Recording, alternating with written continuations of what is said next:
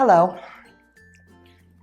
my name is Debra, and today we are going to talk about an artist named Picasso. Picasso was actually one of the founders of what they call Cubism art, which the kind of art that was it was a lot of shapes, circles, angles, triangles, squares, that sort of thing. And the kind of art he did a lot of humans, but he made them look kind of funny and kind of crazy and wacko, I guess you could say, which is what makes this project so much fun. The sample I'm going to show you today is one that I put together a few days ago. You're going to see that I used a lot of different recycled and non-recycled material. I used a cardboard, and I used paint, pipe cleaners. I even used some old bottle caps and buttons, and a little bit of a foam piece here, and some beads, and different shapes of cardboard that I painted. So I'm going to start off telling you what I did.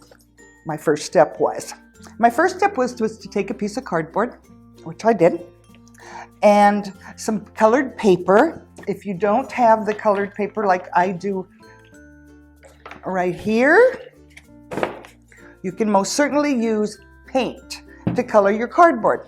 So what I did was I used my paper and I covered this cardboard, and I covered part of it in kind of an angle in blue and the other part in yellow. So it is quite a contrast in the color.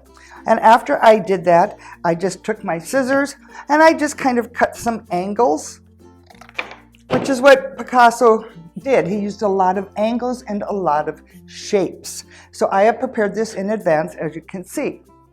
Now, as you can see, the eyes and everything kind of pop out. That's because I used bottle caps and beads, that kind of thing, and I placed them behind my cardboard, just like this. So it makes it more of a three-dimensional piece, so it pops out more. So let's get started. All right.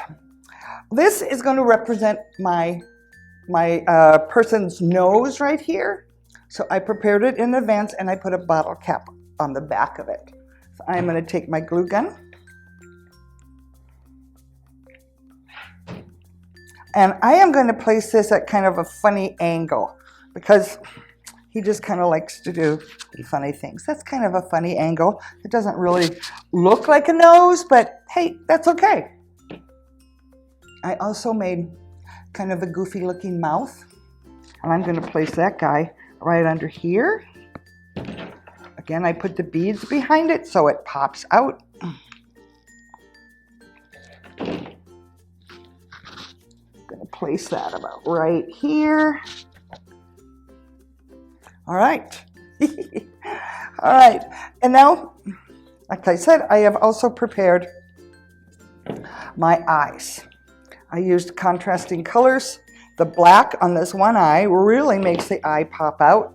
I'm going to make it look kind of funny at a funny angle. I'm going to do the same with the other one.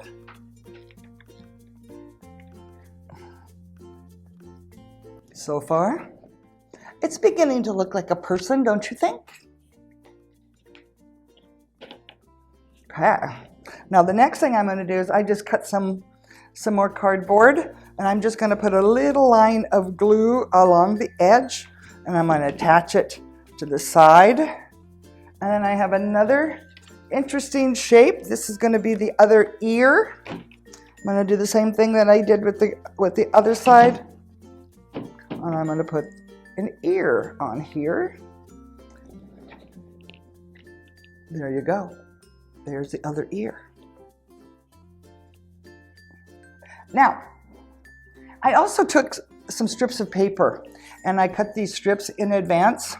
And what I did was I curled them so they would look like hair. And the way I did that was I took a pencil and I just twisted the paper around the pencil so it would look curly.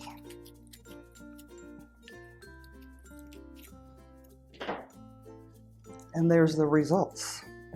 So what I'm going to do is I'm going to use the blue curled paper, and I am going to place it on the yellow.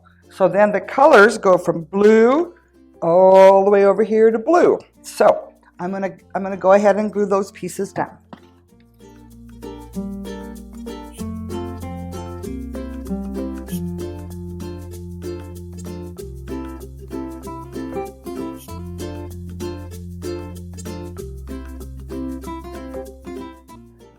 There's that. All right. Now, I took a black pipe cleaner and I curled it real tight because I thought that would be fun to use as an eyebrow for this guy. So I'm going to put a little bit of glue on that eyebrow. Then it's a pipe cleaner.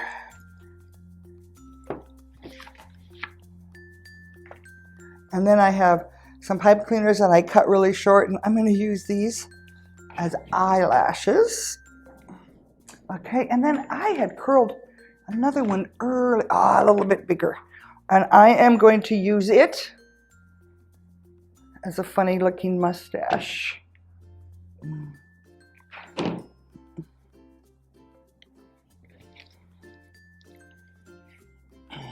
There is that. Now, I want to add some more pattern to my piece. So I just took a little bit of paint. I've got some purple, pink, yellow, and green. And I made up some of my own stamps. And I did that by just using some foam, and I attached the foam shapes to a cork because it'll make it easier to do my stamping. So I think what I am going to do is I am going to pick up some purple. I'm actually going to apply the paint with a brush because it's easier to control. If you put too much paint on, then you're going to get kind of a puddle of paint, and we don't want puddles. Can load it up a little bit more. This takes a little while, but it's worth it. It's so worth it. It really adds. I'm just going to add a few more dots, and then I'm going to go on to another shape. The other shape will be a square, and I think I'm going to go ahead and try the yellow paint. Other shape that I have, and I really like this one, I've used it several times before. This was actually a stamp I purchased years and years ago, and I have held on to it all this time, and I'm really glad that I did. And this is going to go on the other side of my ear, and a stamp right on top of that ear. There, I like that. That's nice. Okay, now, last but not least, I'm going to take my marker, and I want these shapes to really pop out. So I'm going to have them pop out by using a black marker, and I'm going to trace around all of these shapes.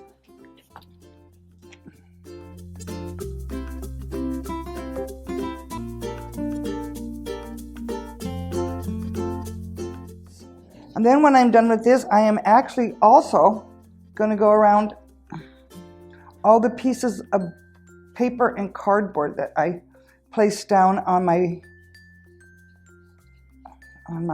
face, and that'll make everything pop out as well. Just like what I did on here. Do you notice I went through all of these shapes? So that's what I would like you to do to finish your piece. All right.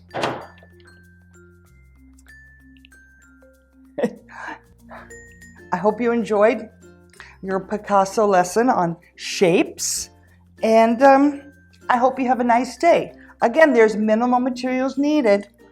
Thank you.